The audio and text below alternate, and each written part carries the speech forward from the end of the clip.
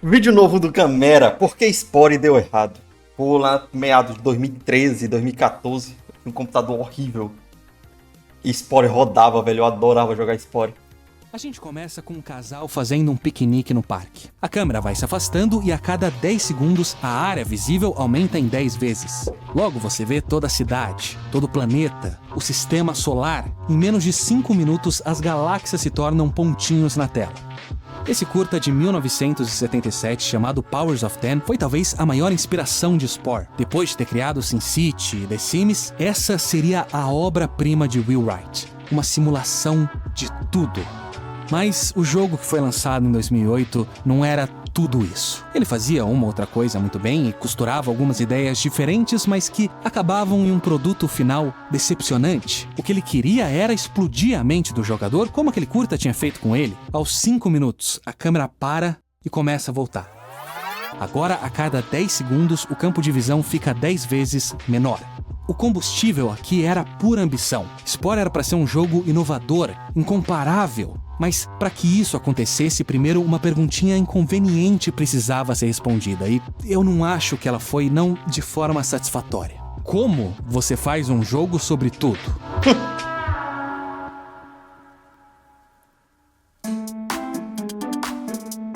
Em uma das primeiras versões de Spore, você era um escultor de galáxias. Em outra, você agia como a força da natureza, selecionando os indivíduos com as características que você considerasse vantajosas e observando a espécie evoluir a partir daí. O objetivo era experimentar. A ideia de SimCity veio quando Will Wright criava os mapas para um jogo de helicóptero. Pô, esse cara, vocês lembram de SimCity, cara? Eu joguei SimCity no Super Nintendo, velho, numa locadora. Esse cara tem a manha de fazer jogo viciante.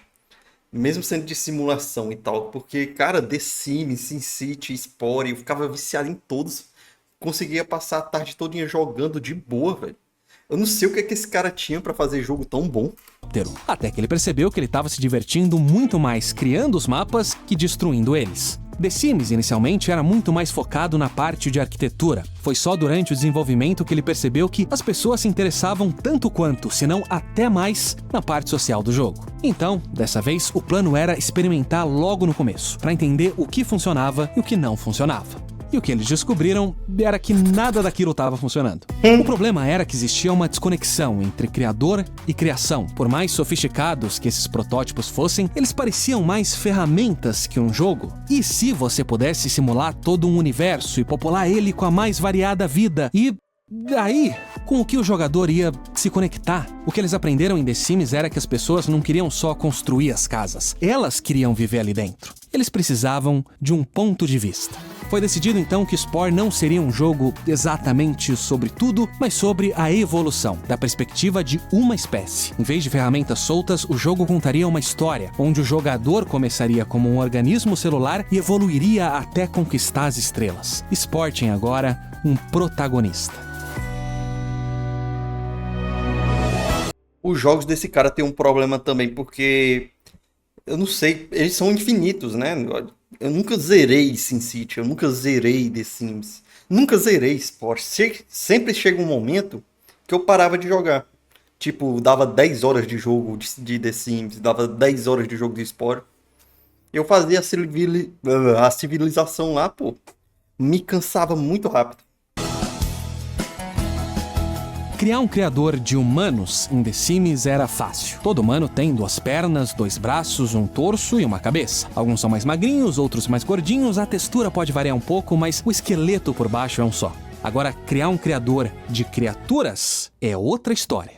Ele precisava ser flexível e te deixar ser o mais criativo possível, mas ao mesmo tempo ele tinha que ser previsível. Afinal de contas, você não vai só ficar olhando para sua criação, ela precisa funcionar com as mecânicas no resto do jogo. E tudo isso sem deixar de ser acessível. Uma solução seria permitir que o jogador mexesse em cada pontinho que compõe a malha 3D da criatura, mas esse era um videogame, não um software de modelagem 3D. Eles Pois é. precisavam pensar fora da caixa, e foi fora da caixa que eles encontraram uma bola, a Metaball. Esse era um tipo de modelo 3D diferente. Em vez de uma malha, a sua forma é definida através de uma função matemática, o que dá para ela uma característica peculiar. Quando duas Metaballs se aproximam, as suas funções são somadas e elas se unem em uma única forma. Então, se você pensar em cada bola como uma seção na coluna de um animal, você acaba com uma ferramenta muito robusta, mas ainda assim fácil de usar. É um Lego com bolas para criar pelo menos o torso, a forma geral da criatura. Agora, para as outras partes que precisavam de um formato ou animação específica ou que iam interagir com o mundo, aí eles decidiram ir pelo caminho mais tradicional de modelos feito à mão. E desde que o jogador tivesse uma boa variedade dessas peças à disposição, ele ainda iria conseguir criar quase tudo que ele quisesse sem quebrar o jogo. O criador de criaturas de Spore é o seu grande trunfo. Ele faz exatamente aquilo que eles queriam e muito mais. Mas essa era uma bela fundação. Agora era a vez de pensar no resto do jogo. Você ia criar sua criatura e depois ia fazer o que com ela? Qual é o gameplay que funciona tanto para um único organismo celular quanto para uma civilização inteira? Que tipo de jogo passa aquela mesma sensação tão poderosa do filme Powers of Ten? A resposta... Porra, não dá uma crise existencial não ver esse vídeo indo pro espaço, depois saindo do infinito do espaço, pô.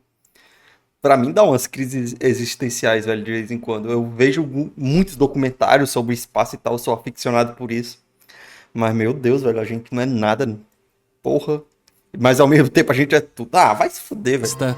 É nenhum. A partir daqui, Will Wright e o seu time tiveram que solucionar alguns problemas muito complicados de game design.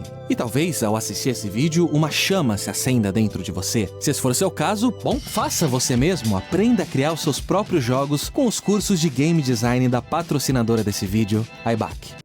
Ô, de boa, meu querido Gamera, tá aí seu código, cara. Quem quiser usar o código dele, pode usar. Para fevereiro, para receber R$300 de desconto e transformar... Nenhum único gênero era o suficiente para Spore. Então, eles decidiram dividir a história da evolução da sua espécie em 5 estágios e basear cada um deles em um jogo diferente. O estágio da célula seria tipo um Pac-Man, o estágio da criatura, tipo um Diablo. O estágio tribal era baseado no jogo Populous, o de civilização em Civilization e o espacial em Masters of Orion.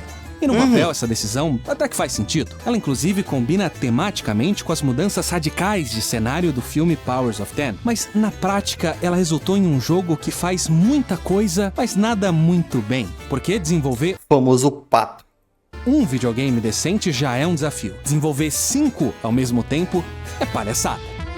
Eles tiveram que formar times semi-independentes, todos trabalhando no mesmo jogo e ao mesmo tempo em jogos completamente diferentes. O mesmo problema agora tinha 5 soluções diferentes, mas necessárias. Por exemplo, como deve ser o terreno de um planeta. Bom, para um jogo de ação em terceira pessoa, ele precisa ser detalhado, oferecer obstáculos interessantes para o jogador atravessar. Mas alguns minutos depois, aquele mesmo planeta vai ser o cenário de um jogo de estratégia em tempo real. Agora o planeta precisa ser simples, legível, uma distância muito maior tem que ser carregada ao mesmo tempo. Em vez de uma criatura, o jogador vai controlar um grupo de unidades. Cada estágio precisava de tecnologias diferentes. A câmera, o controle, a IA. Uma das maiores críticas de Spore é que ele é um jogo raso, que os seus estágios não passam de cópias limitadas de jogos muito melhores. Mas acontece que ele é raso por design, porque Spore era diferente da maioria dos jogos. Outros jogos seguiam o mesmo tom. Um shooter começa como um shooter e termina como um shooter. Se você gosta de um shooter, você vai... Tá certo. Eu entendi agora o ponto do Gamera, que o Gamera quer chegar. Se divertir do começo ao fim, mas Spore combinava 5 gêneros diferentes no mesmo pacote. Por um lado, isso poderia, teoricamente, aumentar o seu público-alvo em 5 vezes, mas... Ou diminuir 5 vezes. Por outro, e esse era o cenário mais provável, dificilmente um jogador ia gostar de todos os 5 tipos de jogos diferentes em Spore. Ele provavelmente teria o seu preferido e iria querer passar todo o seu tempo nele. A situação era que o jogador precisava obrigatoriamente passar por todos os estágios, afinal de contas, contas, a ideia de Spore era que você experienciasse a jornada da evolução de uma espécie, mas quanto mais mecânicas e sistemas eles adicionassem, quanto mais profundo e complexo cada estágio fosse, maior a chance do jogador largar o jogo porque ele simplesmente não era fã daquele gênero. O único jeito de criar um jogo multifacetado como esse era manter os estágios curtos e simples. Você não ia gostar muito de nenhum estágio, mas por outro lado, você também não ia ficar entediado. O jogo, que foi vendido como algo incomparável, acabou sendo que nem esses outros jogos. É claro que o diferencial de Spore ainda era o criador de criaturas, era ele que tornava o jogo em algo maior que só a soma das suas partes. A ideia era então que você ia conseguir completar o jogo em uma tarde, mas no dia seguinte você ia começar tudo de novo, dessa vez com uma nova espécie, com um novo design, o que transformaria completamente a sua experiência. Na verdade, vamos colocar um ponto de interrogação nessa última frase. Porque tem uma criatura no jogo muito parecida com uma girafa, chamada girafa. A grande pergunta filosófica em Spore era: por que a girafa tem o pescoço longo? No mundo real, é a natureza que seleciona os indivíduos de uma espécie que possuem características vantajosas, mas em Spore, quem seleciona é você. Será que as suas escolhas durante a criação de uma criatura deveriam ter consequências durante o gameplay? Ou será que você deveria se sentir completamente livre para criar o que você quisesse sem que nada entrasse na frente da sua criatividade? Em outras palavras, a girafa tem o pescoço longo para alcançar as frutas mais altas ou porque ela tem chulé?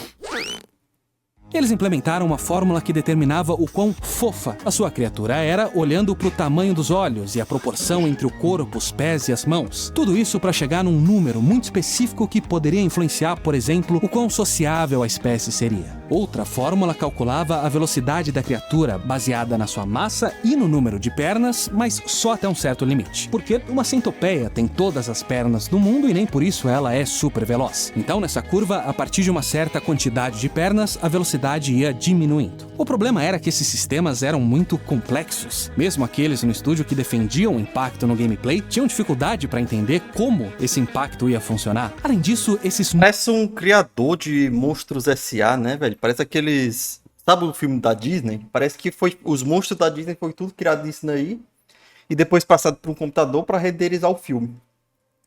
O criador do Spore é muito bom. É muito difícil liberar tudo.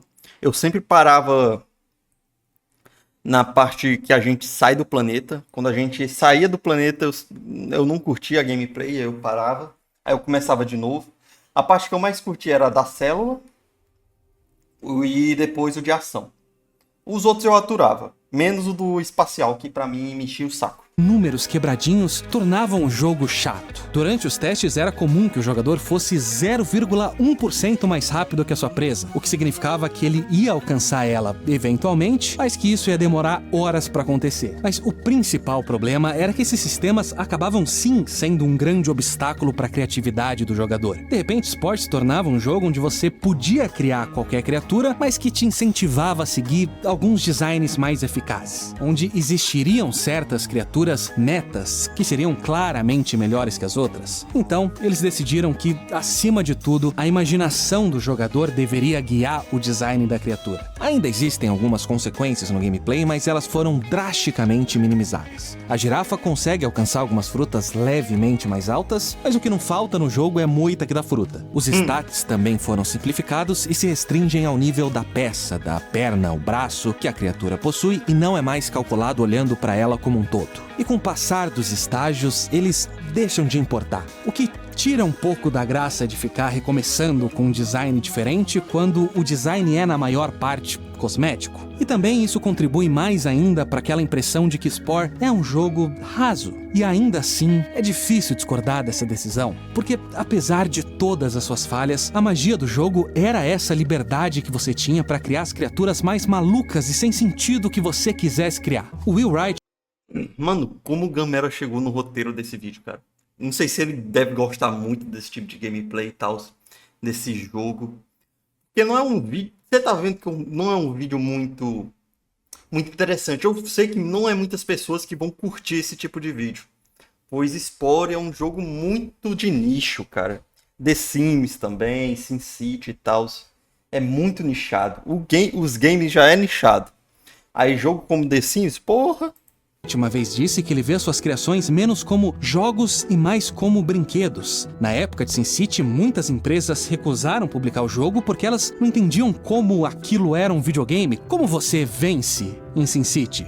Mas Spore acabou sendo diferente nesse sentido. Durante a criação de criatura, ele te deixava muito livre, mas o resto do jogo era super estruturado. Em cada estágio você tinha um objetivo claro e um caminho bem direto para alcançar esse objetivo. A ideia de fazer um jogo sobre tudo, de uma célula às galáxias, era inspiradora, mas talvez a insistência nessa ideia tenha limitado seu potencial. Copiar 5 gêneros diferentes pode ter sido a melhor resposta para aquela pergunta, mas talvez eles pudessem mudar a pergunta, mudar o escopo do jogo, focar naquilo que tornava ele especial, porque apesar de tudo, ele ainda é especial. Will Wright e o seu time tentaram criar algo diferente, inovador, ambicioso, e eles conseguiram. Ele só tá longe de ser perfeito. E o que a EA fez por eles? Casa, vão pra casa, não quero mais vocês não. Spore pega emprestado várias coisas de vários outros jogos, mas não existe nenhum jogo como Spore.